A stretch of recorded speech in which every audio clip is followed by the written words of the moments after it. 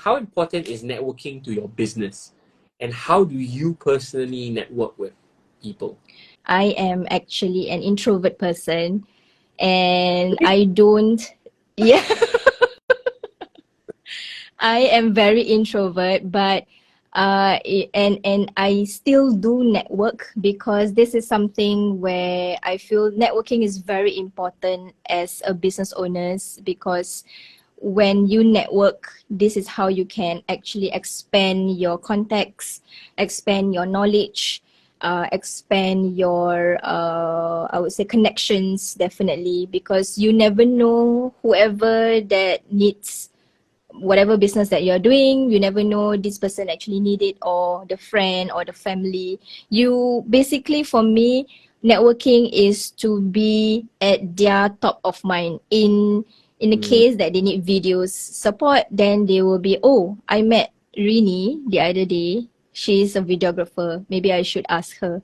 So networking is very important as a business owners, because if you don't network, then I people will not know your business. Whether you network virtually or you network offline, whether it's physical or online, I think as long as there's a network, please go ahead, whether you are introvert or extrovert, ambivert, or whatever word that you have these days, go ahead and network as a business owners. And for me, how do I network?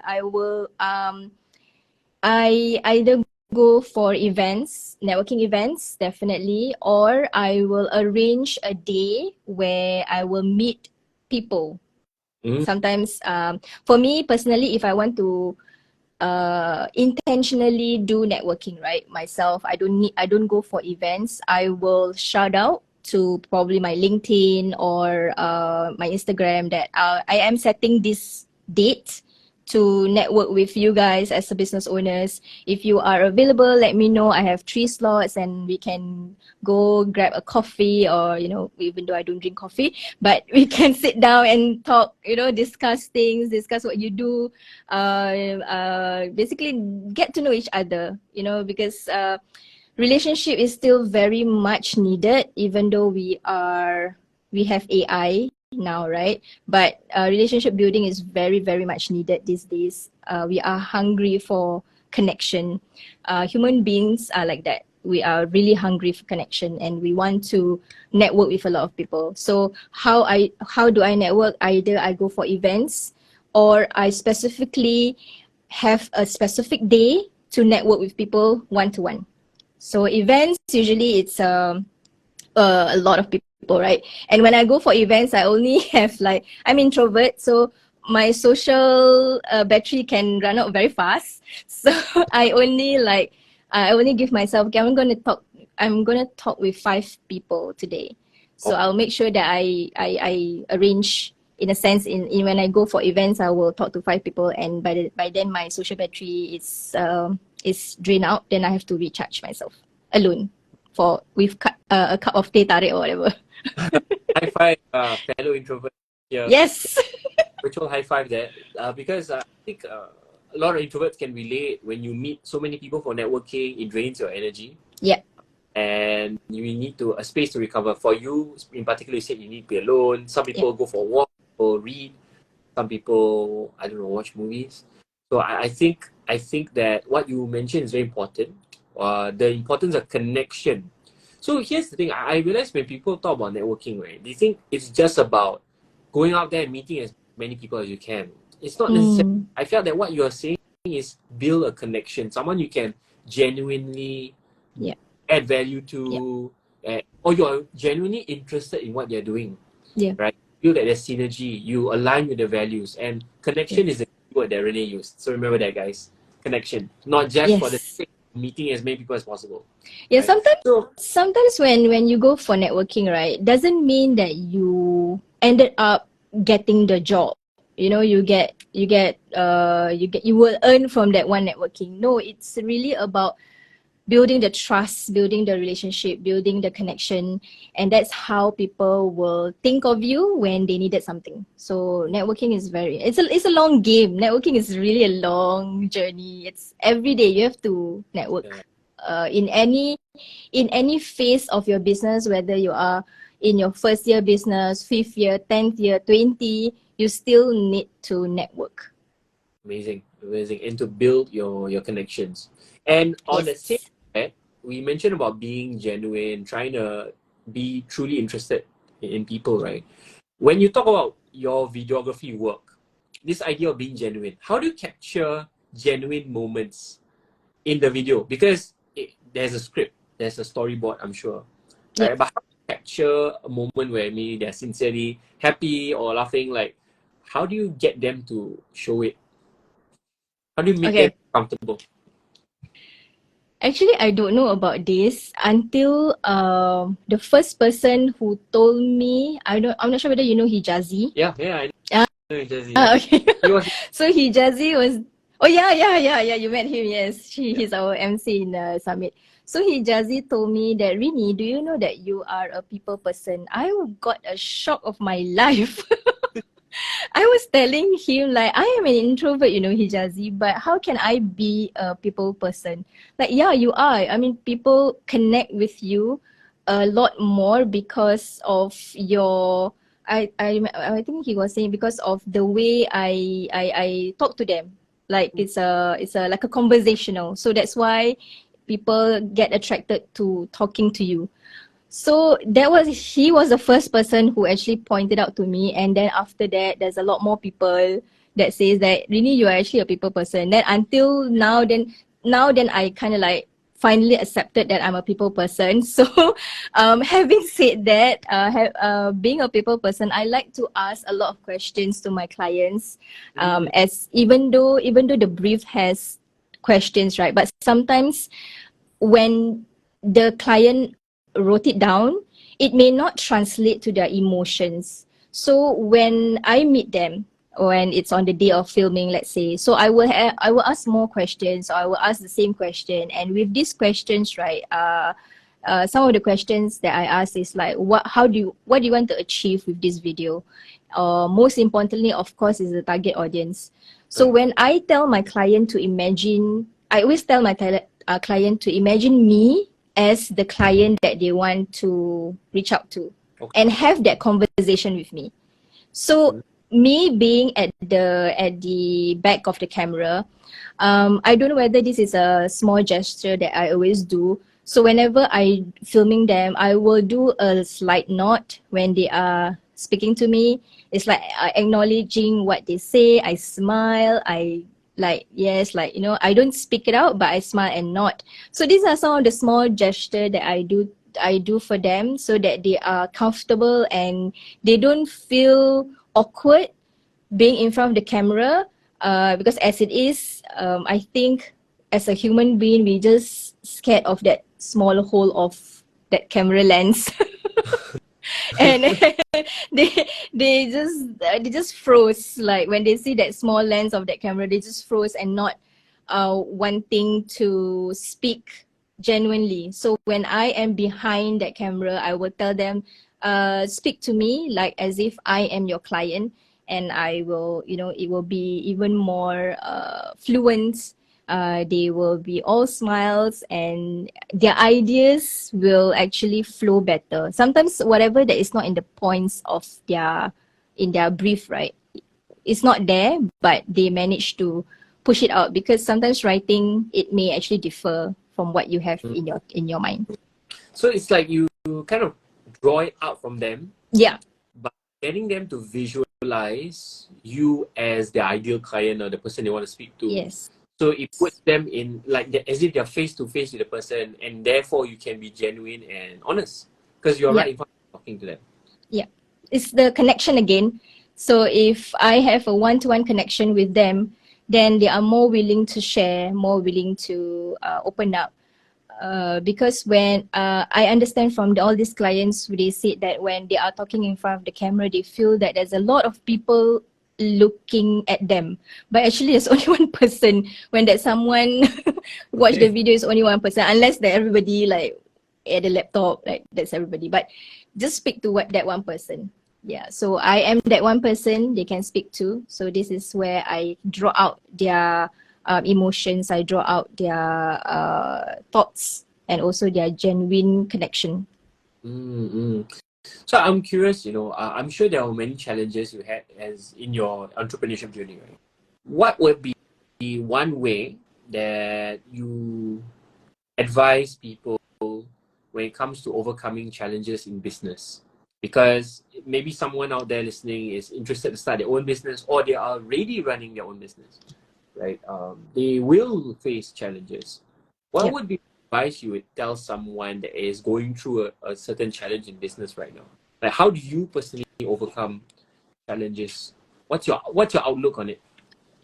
Challenges is whether it's in every phase of your business, right? I think being in the 10th year of the business also, I still face challenges. I think the challenge that I face right now is how do I grow further. So for me is when I want to grow, if like for example your challenge is about growth, your growing your business, I think it's really important to talk to people whom you know that have surpassed that area. Like if I want to build a team, I want to build a really like a core team. So if I were to look at maybe a videographer company that went from a single person to having like a core team of 10 or 5, I will want to talk to them. How do you overcome, or how do you go with this aspect of business? So that's how for me, it's really, really more a lot of talking to people, because I believe that those people who are already in the space that I want to be, they have more knowledge, they have more experience they can share with me, instead of me trying to go online and do a lot of try and error, and then ended up I go into a rabbit hole and find things that ended up I didn't find the things. So it's something very important for me. If I want to grow my business, I will go to that particular person and ask questions, because for me is if you don't ask, the answer will always be no. So Mm, always stay curious, always ask questions, because asking questions will kick start the way you think and the way you connect with people as well. yeah, well said. And questions are powerful even in coaching. Mm, If you want to get a better answer, you ask a better question.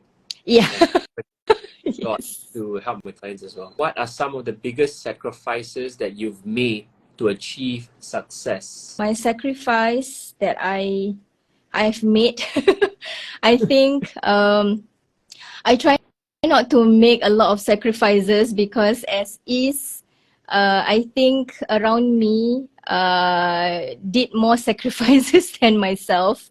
But um, recently, I kind of like transitioned myself as a full-time caregiver. Mm. So I caregive my grandmother. So it kind of like whatever I've built in my business for the past, I would say I've been caregiving for maybe 2 years now. So for the past 8 years, I'm able to go here, I'm able to go there, I'm able to like really network a lot, and a lot. I really able to film. I can basically do anything that I want for the 8 years. And then suddenly I had to do transition. I have to be a caregiver first and then be a business owner. So this is something that I feel the sacrifice of my time to really focus on my business is slightly lower, because I have a full-time caregiving to do. So I now prioritize caregiving, and I work a lot with people whenever I need to do filming. So if let's say, that's why I actually pivot my business to not just be videographer now. I pivot my business to be a producer, so that I can work with videographers, I can work with video editors, so that they can do the work, and I will just liaise with the clients and the team. Wow, that's a gem. Yeah. What you just did is you adapt. First and foremost, challenges came for you in terms of caregiving. Yeah. So that was quite like a sacrifice, but you adapted and by pivoting your business. Now, like that's a very powerful word, pivoting, and you kind of changed, not really changed, but you evolved the business model to include producer work. And Yeah. this is interesting because I remember when we interviewed potential presidential candidate, Mr. George Goh, he said the same thing. He said you need to diversify your business models and adapt so that your business is more resilient. Yeah. I think it's important to pivot in any aspect of your business. There will be a point where you know that you need to pivot. Like for example, mine would be because I have to do full-time caregiving. So I am kind of forced myself to pivot. And also COVID happened, right? So we got no choice but to pivot. So when COVID happened, my source of income was not there because my source of income was to film corporate companies, and we all are not able to do any filming. So how I pivot is I pivot by teaching others. So that's how I also pivot in another area of my video career. Oh, Yeah. guys, big lesson here from Renee, which is adapt, pivot, look at other opportunities. Don't just Yeah. see one lane. Yeah. Your videographer record videos. No, right? It's amazing. Yeah, so a lot of gems here, a lot of lessons, which leads to the not really last question, but the next question. I'm curious to know. Imagine this, okay, Renee. Imagine there's someone here listening, or someone that's going to watch after we post, and are interested to be a videographer. They're interested to start their own business related to video production. Yeah. Someone who has that aspiration. What would you advise them? To spur them on. Okay. First and foremost, acquiring essential skills is very important. It's not just about mastering the buttons on your camera. So there are a lot of other aspects like lightings, audio, editing, storytelling, and definitely, I think I mentioned earlier on, network with experts. If you know you are going to be a videographer, because sometimes you need to also know what's the difference between a videographer and cinematographer. So videographer is usually alone and they work with a small team, but cinematographer is usually working in a big set, like doing film, doing ad campaigns, really like big set. So these are cinematographers. So whichever area that you want to go, connect with the experts that are already in that particular area, because these experts are willing to share their experiences. They are willing to share their advices. And again, don't go to the try and error. Our era these days, this generation is no longer about try and error now. It's really about going out there and ask questions, because there are a lot more people who have already experience in the space. And don't get stuck in the rabbit hole by trying to reinvent, by trying to create something new. So you ask questions to the experts, and you can do your own video business and tweak it in your own style. Oh, okay. So, make it your own, and embrace that. That's a great message, I'm curious to know, how have you grown as a videographer in your journey? What was growth like for you? What were you like before and what are you like now? What was growth like? Back then, 10 years ago, there's no community. I don't have a point of reference. It's really about try and error. And like I mentioned earlier on, not many female videographers. So I don't know how do I fit in this male dominating space. And I look back at my employee area when I was doing IT. IT is also the male dominating space. So I've always been in IT. I've always been in the male dominating space, it seems. I think now it's really more of the confidence that I have, that I can actually do the job as the same as the male, I would say. And I work a lot with male videographers, and we all kind of work together in that sense. So I would say that my growth is more of like from being not knowing what to do Mm-hmm. to now working with a lot of people that can actually help with the business. I Wow. think collaborative is very important. It's no longer about competition now. You need to collaborate, whether Yeah. you are in the same, whether you're in the same industry. Oh, that's a very interesting point. In even in the same industry, or Yeah, especially in the same collaboration, is important. I think that's really good. Synergizing. yeah, Uh, yeah, and I realized that when you synergize, what you do is you elevate the industry itself.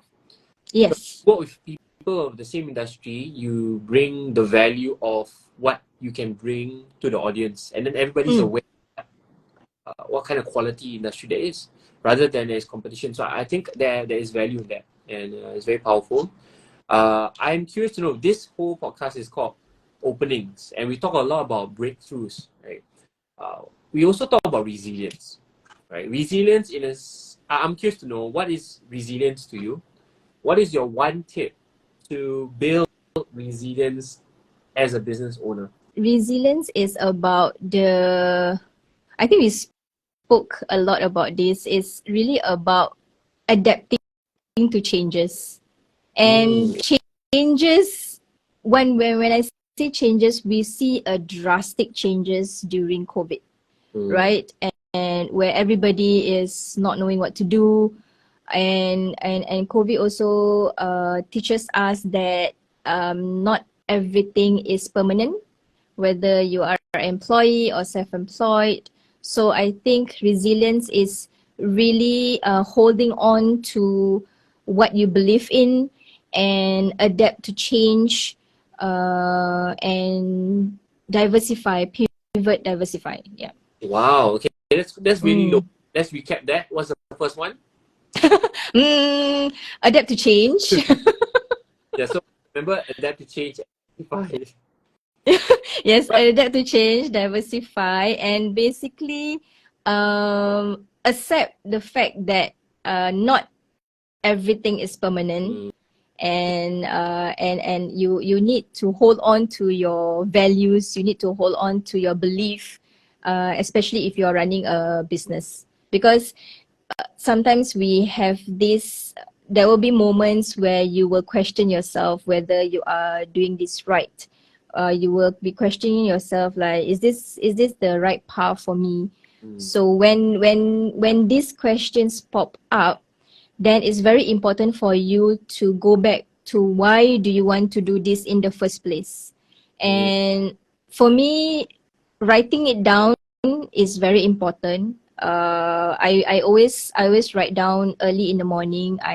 Early morning when I wake up, I will do a lot of me time, like writing my thoughts, my gratitude list, basically whatever I have in my mind, I will write it down.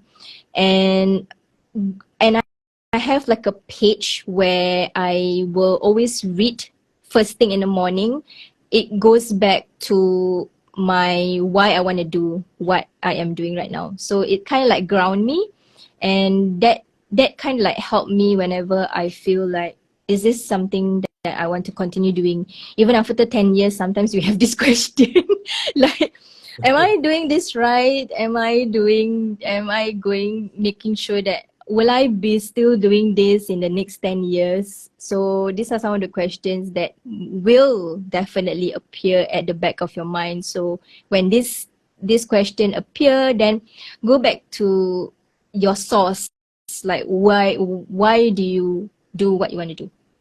yeah, I think that's a powerful one. It goes back to your intention, Yeah. and also paying attention to the journey.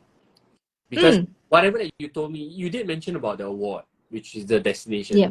but you spoke a lot about the journey itself. And I think a lot of people tend to think about the glory, the glamour, the fame, the reward. Mm, But the key lesson I'm getting from here is that it's collaboration, it's pivoting, it's diversify, it's the journey.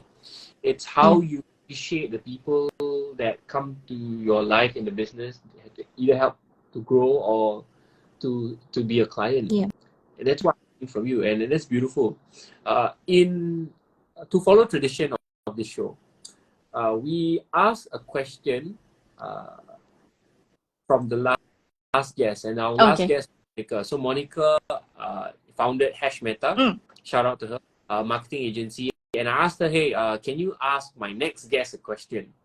And then this is her question for you. She said, or she asked, how do you manage employee burnout? Okay, burnout is very real, especially when you run a business. I had a burnout 2 years ago.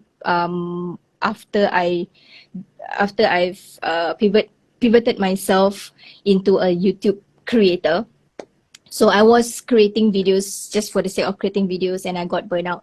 So how I manage the burnout is I really step back. I step back and go back to my drawing board in whether I want to really do what I want to do, which is to become a YouTube creator. Is this something that I want to go forth in the future? Should I stop whatever I've been doing and just do whatever I'm comfortable with? So when I had a creative burnout, this is when I stopped creating, I stopped networking. So how I manage is I really go back to my drawing board. I have a group of we call ourselves business buddies. So shout out to my business buddies, Manisha, Liana, Fitri, AJ, and Eleanor. So my business buddies are my core team. Yeah. So they are the people. They are not just people who support my business, but also really in terms of supporting my emotional check-in as well. So I ask them questions, I check in with them, my feelings, what they think about my decision. And I think this kind of support system, right, it's very important as a business owners. You run the business alone, but it's very important to have this support system. So managing burnout is you have to really go back to your drawing board and give yourself time to get back up. So when I was in my burnout space, I read a lot, I learn a lot, but I have to make sure that I execute. Yeah, so reading, learning, everything, all is good, but you need to execute when you are ready to execute. Yeah, so that's how I manage. It was a 2-year period, yeah? 2 years. Yes. Wow. So I was not creating anything. So it was I think it was 2021, 2022. Yeah, 2021 and 2022. So I just I came back only recently to YouTube with a better plan, with better strategy, and now I have system, I have processes that I follow, so that I make sure that I won't go back to the burnout. If I have the feeling of like burnout, then at least I know how to counter it back. Yeah. Yeah, I think that's important. I think you mentioned a lot of gems there. One in particular is getting a support system. A lot of people say entrepreneurship can be a very lonely path. It is, yeah.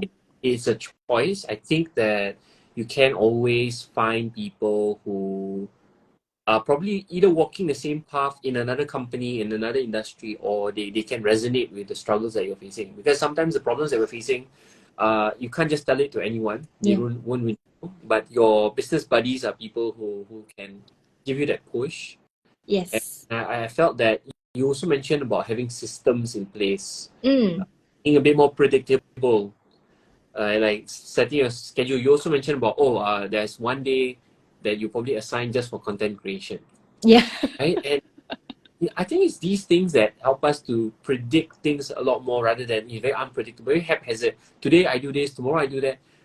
It gets very confusing. Yeah, yeah. But sometimes it doesn't work for some people. There are people who really work well with off the cuff. Mm. Like they can do certain things at different things at different hour. But I am a very like I say, I'm a logical person. I'm a left brain kind of person. I need systems. I need like structure that I will follow. But then if let's say I couldn't follow the structure or couldn't there's something happens because life happens, right? Life happens. Maybe I need to focus on caregiving and on just happen on that day I'm supposed to record videos, but I have to maybe bring my something happened to my grandmother. I need to bring to the hospital, so I cannot record. Then at that point of time, I learn to not be so hard on myself, that it's okay that I couldn't settle it today. I can always do it the next time.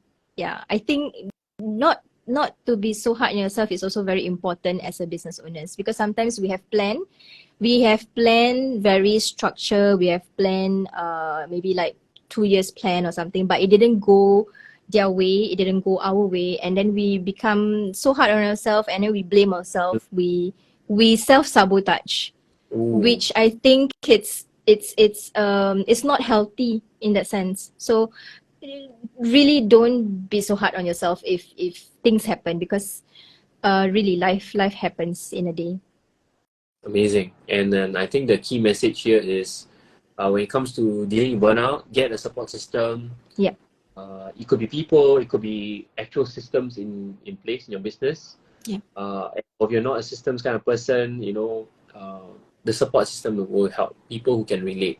And when it comes Yeah. to employee burnout, because Monica did ask about employees, I suppose if someone from TFA or anyone in your business buddy said that their staff are facing burnout, what would you advise them? Because now it's not you, but it's someone else. Yeah, would you tell them the same thing? Yeah, I think I will get them to get on a call with me or with AJ or with both of us, because we want to be there to support them. For me myself, I've been in running a business for 10 years, right? So I know when there are certain times when they get burnout. So sometimes I will prompt questions, because I need to know what's the root of this burnout. So from there, then I can somehow suggest some ideas, or I can suggest whether they should maybe offload that portion of their work to somebody else, basically to outsource that particular portion of that work to, so that they don't put everything on their shoulders, right? So definitely I have to ask question. I'm a question person. I ask questions to like a lot of whenever people who like comes to me that I think I'm feeling burnout. So I will ask question like what could be the trigger, um especially when they are self-sabotaging themselves. I will ask whether have you got your me time recently, because having a me time as a business owner is very important, because that's where you get to not think about work, not think about anything else, but just focusing on yourself.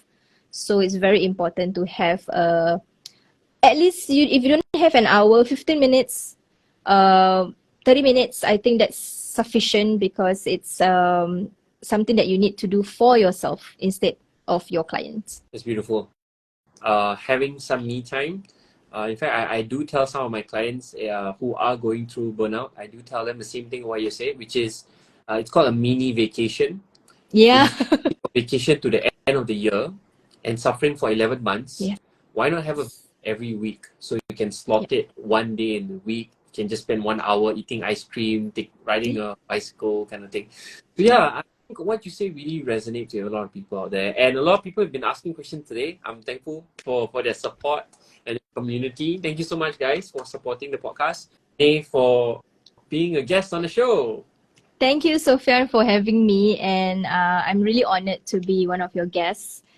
So lovely to speak to you again and share what I know, share what my thoughts are, and hopefully we can work once again soon. Yes. Yes, I look forward to that. Yes. I look forward to that. All right, guys. Thank you so much for joining. With that, have a good evening. Take care.